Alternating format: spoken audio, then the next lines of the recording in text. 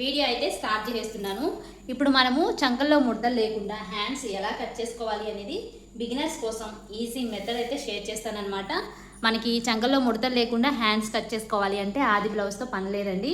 అసలు మనకి బ్యాక్ పార్ట్కి ఫిట్టింగ్ బాగుండేలాగా ఫ్రంట్ అయినా బ్యాక్ అయినా ముడతలు అనేవి రాకుండా మనం పర్ఫెక్ట్గా ఇదిగోండి ఈ ఆర్మ్ రౌండ్ లూజ్కి మనకి ఈ హ్యాండ్ లూజు సెట్ అయ్యే విధంగా అయితే ఈ హ్యాండ్స్ కట్ చేసి చూపిస్తాను. ఓకేనా? ఇప్పుడు వచ్చేసి హ్యాండ్స్ కటింగ్ కోసం క్లాత్ని ఈ విధంగా 4 ఫోల్డింగ్స్ అయితే వేసుకోవాలి. ఓకేనా? ఫోల్డింగ్స్ మొత్తం నా వైపుకే ఉన్నాయి. 4 ఫోల్డింగ్స్ వేసామంటే మనకి 2 హ్యాండ్స్ కటింగ్ ఒకేసారి వచ్చేస్తుంది.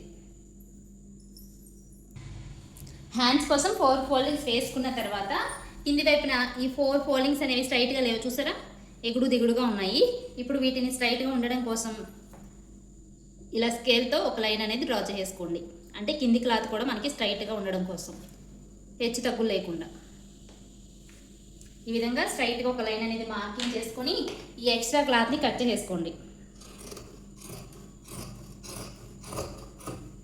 ఈ విధంగా స్ట్రైట్గా లైన్ కట్ చేసుకున్న తర్వాత ఇప్పుడు మీరు హెమ్మింగ్ చేయాలి అనుకుంటే 1 ఇంచ్ మార్క్ చేసుకోండి, లేదా మిషన్ కుట్టు వేయాలి అనుకుంటే 1/2 ఇంచ్, పైపింగ్ అయినా సరే 1/2 ఇంచ్ ఖర్చు అనేది సరిపోతుంది. ఇప్పుడు హెమ్మింగ్ చేయాలి అనుకుంటే వీడియోలో చూపిస్తున్న విధంగా 1 ఇంచ్ ఖర్చుని మార్క్ చేసుకోండి. ఈ స్కేల్ వెడల్పు వచ్చేసి 1 ఇంచ్ ఉంటుందండి, అందుకని చెప్పేసి నేను 1 ఇంచ్ ఈ విధంగా మార్క్ చేశాను. ఇప్పుడు ఇది వచ్చేసి మనకి హెమ్మింగ్ కోసం అనమాట. హ్యాండ్ పొడవు తీసుకోవాలి. ఇప్పుడు ఈ 1 ఇంచ్తో పని లేకుండా హ్యాండ్ పొడవు ఎంత ఉందంటే 10 ఇంచులు అనమాట. ఎల్బో వరకు అని చెప్పాను కదా. హ్యాండ్స్ పొడవు వచ్చేసి 10 ఇంచులకి మార్కింగ్ చేస్తున్నాను.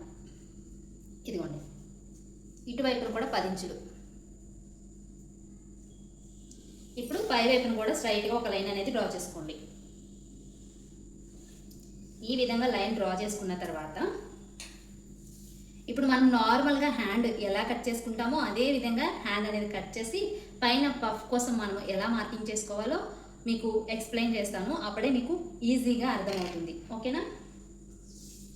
ఇప్పుడు వచ్చేసి 10 ఇంచులు పొడవు తీసుకున్నాం కదా, ఇది ఎల్బో దగ్గర వస్తుంది అనమాట. ఈ లైన్ వచ్చేసి అంటే మోచేతి వరకు కదా, మోచేతి దగ్గర లూజ్ వచ్చేసి మనకి 11 ఇంచులు అనమాట. ఇది మనము 2 ఫోల్డింగ్స్ మీద తీసుకున్నాం కాబట్టి 11 ఇంచుల్లో సగము ఇక్కడ మార్కింగ్ చేసుకోవాలి. 11 ఇంచుల్లో సగం వచ్చేసి 5.5 ఇంచులు. ఓకేనా? ఈ విధంగా 5.5 ఇంచులకి ఒక మార్కింగ్ అనేది చేసుకోవాలి. ఇప్పుడు వచ్చేసి ఈ చేతి డౌన్, హ్యాండ్ డౌన్ ఎంత మార్కింగ్ చేసుకోవాలి అంటే 3.5 మార్కింగ్ చేసుకుంటున్నాను. ఓకేనా? మొన్న కూడా నేను 3.5 హ్యాండ్ డౌన్ కోసం మార్కింగ్ చేస్తే ఒక సిస్టర్ అడిగారు, 3.5 హ్యాండ్ డౌన్ మార్క్ చేస్తున్నారు కదా, నేను అలా మార్కింగ్ చేసి హ్యాండ్స్ స్టిచ్ చేస్తే హ్యాండ్స్ పైకి పోతున్నట్లు అనిపిస్తున్నాయి, మీరు 3.5 పెడుతున్నారు కదా, అలా అనిపించదా అని ఒక కామెంట్ అయితే చేశారు. ఇది ఎల్బో హ్యాండ్ కాబట్టి 3.5 తీసుకుంటే అలా ఏం అనిపించదండి. హ్యాండ్ పొడవును బట్టి మనము ఈ చేతి డౌన్ అనేది తీసుకోవాలి. మీకు ఏ సైజు బ్లౌజెస్కి ఎంత హ్యాండ్ డౌన్ తీసుకోవాలి అంటే హ్యాండ్ పొడవును బట్టి మనము ఎంత డౌన్ తీసుకోవాలి అనేది మీకు క్లారిటీ కావాలి అంటే కామెంట్ చేయండి, నేను ఆ వీడియో కూడా పోస్ట్ చేస్తాను. ఇప్పుడు వచ్చేసి ఇది 3.5 చేతి డౌన్ కోసం తీసుకున్నాను. ఇప్పుడు పై వైపున 1 ఇంచ్ పెట్టాలా 1.5 ఇంచ్ పెట్టాలా అనేది మొన్నటి వీడియోలో చూపించాను కదా. ఇంకా ఒకవేళ మీకు ఏమైనా డౌట్ ఉంటే వీడియో అనేది చెక్ చేయండి, మీకు క్లారిటీ వస్తుంది. ఇప్పుడు వచ్చేసి ఇక్కడ 1 ఇంచ్ తీసుకున్నాం కదా, ఇదిగోండి పై వైపున 1 ఇంచ్ని మార్కింగ్ చేసేసాను. మార్కింగ్ చేసేసిన తర్వాత మనకి చంక లూజ్ వచ్చేసి మామూలుగా ఆర్మ్ రౌండ్ లూజ్ వచ్చేసి 16 ఇంచులండి. ఆర్మ్ రౌండ్ లూజు 16 ఇంచులు. ఇది 2 ఫోల్డింగ్స్ మీద ఉంది కాబట్టి 16లో 2వ భాగం వచ్చేసి 8 ఇంచులు అనమాట. ఓకేనా? ఇప్పుడు మనకి ఈ లూజు 8 ఇంచులు రావాలి. 8 ఇంచులు రావాలి అంటే పై వైపున 1 ఇంచ్ మార్క్ చేసాం కాబట్టి ఒక 1 ఇంచ్ తగ్గించి 8 ఇంచులకి 1 ఇంచ్ తగ్గించి 7 ఇంచుని మనం ఇక్కడ మార్కింగ్ చేసుకోవాలి. వీడియోలో చూపిస్తున్నట్టు టేపులు పెట్టుకొని ఇదిగోండి 7 ఇంచులకి ఈ విధంగా మార్కింగ్ చేసేసుకోవాలి. ఇప్పుడు ఇక్కడి నుంచి ఇక్కడికి క్రాస్గా లైన్ డ్రా చేసేసుకోండి. ఓకేనా? ఈ విధంగా లైన్ డ్రా చేసుకున్న తర్వాత ఇప్పుడు ఇది మనకి నార్మల్గా వచ్చిన హ్యాండ్ అనమాట. మనం నార్మల్గా హ్యాండ్స్ ఎలా అయితే కట్ చేసుకుంటామో అలాగే హ్యాండ్ని మార్కింగ్ చేసేసాను నేను. ఇప్పుడు పై వైపున పఫ్ కోసం మనకి పై వైపున పఫ్ అనేది ఎక్కువగా కావాలి అనుకుంటే 3 ఇంచులు పెట్టుకోవచ్చు, లేదా 3.5 పెట్టుకోవచ్చు. లేదు కొంచెం నార్మల్గా పఫ్ అనేది హెవీగా ఉండకూడదు, అలా అని తక్కువగా ఉండకూడదు అనుకుంటే కనుక 2 ఇంచులు పెట్టుకోండి పైకి. హ్యాండ్ పొడవు కన్నా పైకి 2 ఇంచులు ఈ విధంగా మార్క్ చేసుకోండి. 2 ఇంచులు మార్క్ చేసుకున్నారు కదా, ఇప్పుడు మనకి వెడల్పు కూడా 2 ఇంచులు మార్క్ చేసుకోవాలి. ఓకేనా? ఇలా 2 ఇంచులకి పొడవు వెడల్పులు 2 ఇంచులకి మార్కింగ్ చేసేసుకొని ఈ విధంగా బాక్స్ టైప్లో డ్రా చేసేసుకోండి. ఈ విధంగా బాక్స్ టైప్లో డ్రా చేసుకున్న తర్వాత ఇప్పుడు ఈ లైన్ మిడిల్లో మార్కింగ్ పెట్టుకోవాలి. వీడియోని క్లియర్గా గమనించండి. ఇదిగోండి, ఈ లైన్కి మిడిల్లో ఈ విధంగా ఒక మార్కింగ్ అనేది పెట్టుకోండి. ఇప్పుడు ఈ మార్కింగ్ని బేస్ చేసుకొని మనము హ్యాండ్ రౌండ్ షేప్ అనేది డ్రా చేసుకోవాలి. ఓకేనా?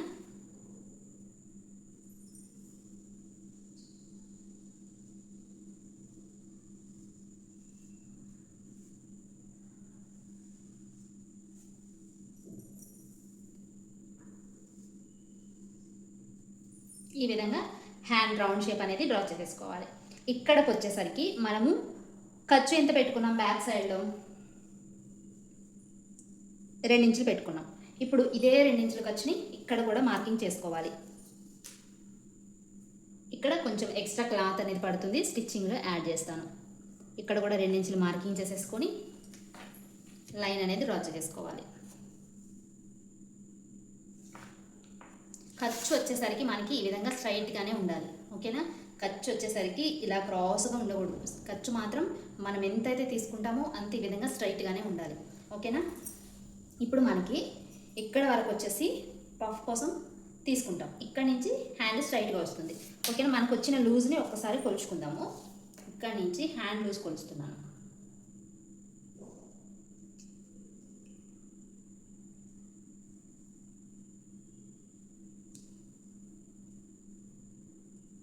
ఆరున్నర వచ్చిందండి. ఇక్కడికి మనకి కావాల్సింది 8 ఇంచులు. ఓకేనా?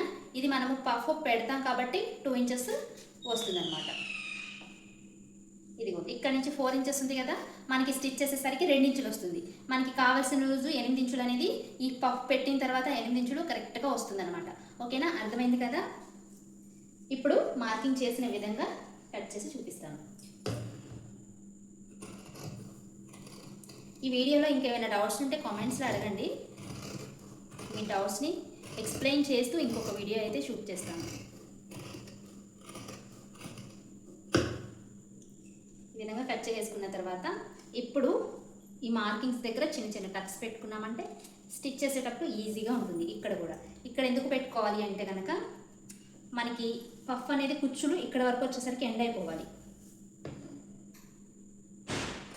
ఈ విధంగా ఇలా చిన్న చిన్న టక్స్ పెట్టేసుకున్న తర్వాత ఇప్పుడు మనము ఫ్రంట్ పార్ట్లో లోతు తీసుకోవాలి.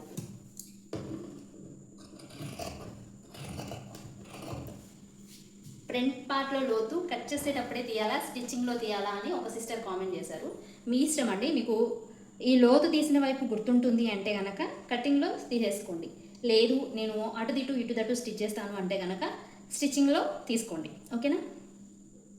ఇప్పుడు లోతు ఎలా తీయాలి అంటే ఇదిగోండి, ఈ లైన్కి మిడిల్లో మార్క్ ఉంటుంది కదా,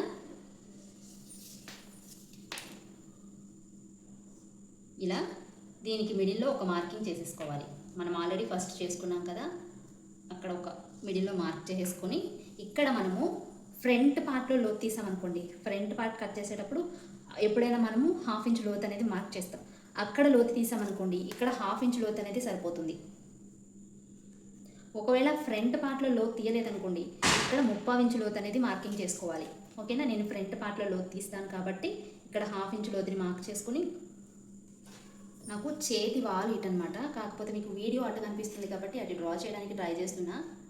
ఇలా కొంచెం కొంచెంగా కవ్ తీసుకుంటూ లోతు అనేది తీసుకోవాలి.